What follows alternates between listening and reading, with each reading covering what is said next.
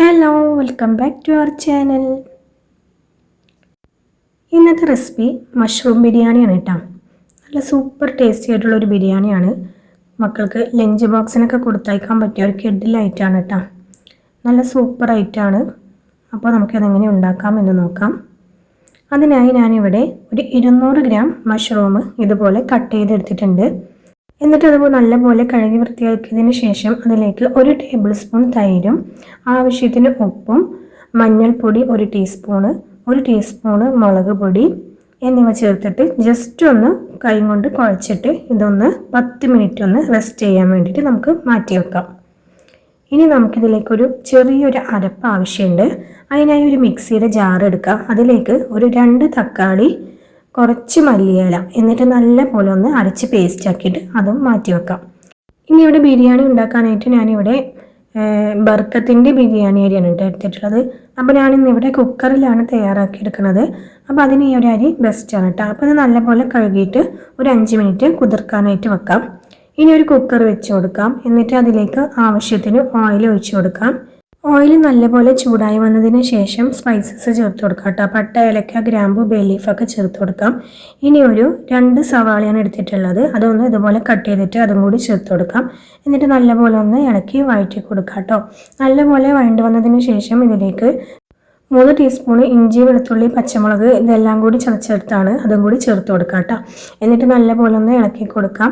ഇനി ഇതിലേക്ക് നമ്മൾ അരച്ച് വെച്ചിട്ടുണ്ടായിരുന്ന ആ ഒരു പേസ്റ്റില്ലേ അതും കൂടി ചേർത്ത് കൊടുത്തിട്ട് നല്ലപോലെ പച്ചമണം മാറുന്നത് വരെ തന്നെ ഒന്ന് വഴറ്റി കൊടുക്കണം. ഇനി ഇതിലേക്ക് പൊടികൾ ചേർത്ത് കൊടുക്കാം.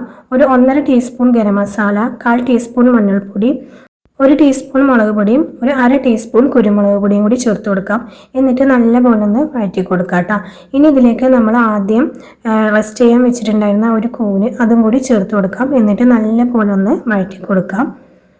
ഇനി ഇതിലേക്ക് നമുക്കൊരല്പം മല്ലിയില കൂടി ചേർത്ത് കൊടുക്കാം. എന്നിട്ട് നല്ലപോലെ ഒന്ന് ഇളക്കിയതിന് ശേഷം ഇതിലേക്ക് നമുക്ക് വെള്ളം ചേർക്കാം കേട്ടോ. ഞാനിവിടെ 2 ഗ്ലാസ് അരിയാണ് എടുത്തിട്ടുള്ളത് കേട്ടോ. അപ്പോൾ വെള്ളത്തിൻ്റെ അളവിനായിട്ട് ഈ ഒരു പാത്രത്തിൽ മുഴുവനായിട്ട് അരി ഉണ്ടായിരുന്നു. അപ്പോൾ ഈ ഒരു പാത്രത്തിന് 2 പാത്രം വെള്ളമാണ് കേട്ടോ ഞാൻ ചേർത്ത് കൊടുക്കുന്നത്. അപ്പോൾ വെള്ളം ചേർത്ത് കൊടുത്തതിന് ശേഷം ഇതിലേക്ക് ആവശ്യത്തിനുള്ള ഉപ്പ് കൂടി ചേർത്ത് കൊടുക്കുന്നുണ്ട്. എന്നിട്ട് ഒന്ന് മിക്സ് ആക്കി എടുക്കാം.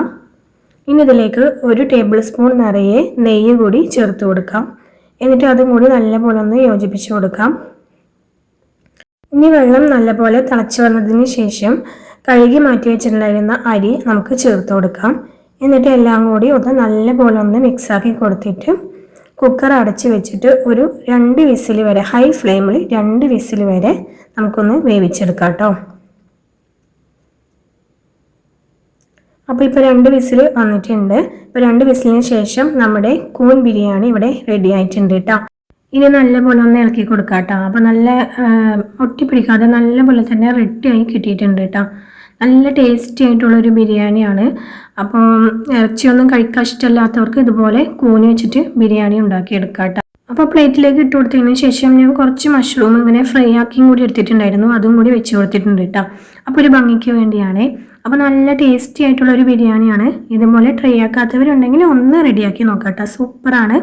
അപ്പോൾ എന്നും പറയുന്ന പോലെ തന്നെ എൻ്റെ ചാനൽ സബ്സ്ക്രൈബ് ചെയ്യണം. അടുത്തുള്ള ആ ബെല്ലൈക്കണും കൂടി ഒന്ന് ക്ലിക്ക് ചെയ്യണേ. ഇനി അടുത്തൊരു വീഡിയോ ആയിട്ട് വീണ്ടും വരാം. അതുവരേക്കും ബൈ ബൈ.